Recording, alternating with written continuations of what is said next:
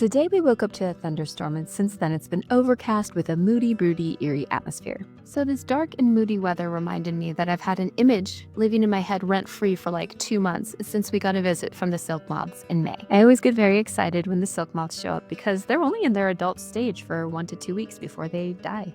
But in those 1 to 2 weeks, they get to fly around looking gorgeous and reproducing like crazy, so it's not all bad. In the past, we've just seen Io moths, but this year we got to see a Cecropia moth, and it was beautiful. To me, they've always had an otherworldly sort of vibe to them, so I thought an eerie, otherworldly day like today would be the perfect day to turn this rent-free image in my head into a piece of artwork. And when I say image in my head, I also mean a literal photo in my camera. This is today's inspiration. I'm going to use oil pastels, so excuse me while I find them in the bowels of my basement. All right, I have retrieved the oil pastels, as you saw. For paper today, I'm going to be using this black mixed media paper from Strathmore.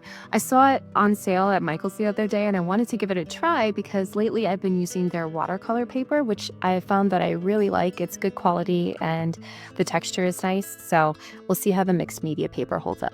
What I liked about the photo was actually the composition. I like the way the trees in the background partially encircled the moth, so I'm starting with that. I haven't worked with oil pastels since I was a kid, and I can tell you right now, they are just as fun as I remember.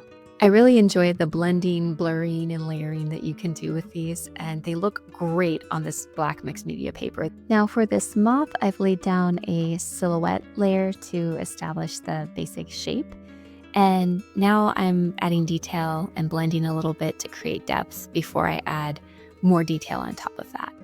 And I'll keep alternating with detail, blending, and then adding more detail until I think it looks done. And halfway into this piece, I've also remembered that I like oil pastels because they are very, very forgiving. It's really easy to rework bits that you aren't satisfied with.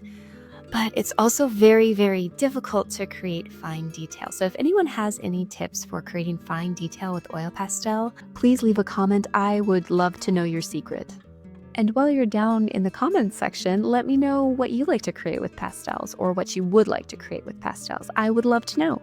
Thank you so much for hanging out today. Don't forget to like and subscribe, and I will see you next time.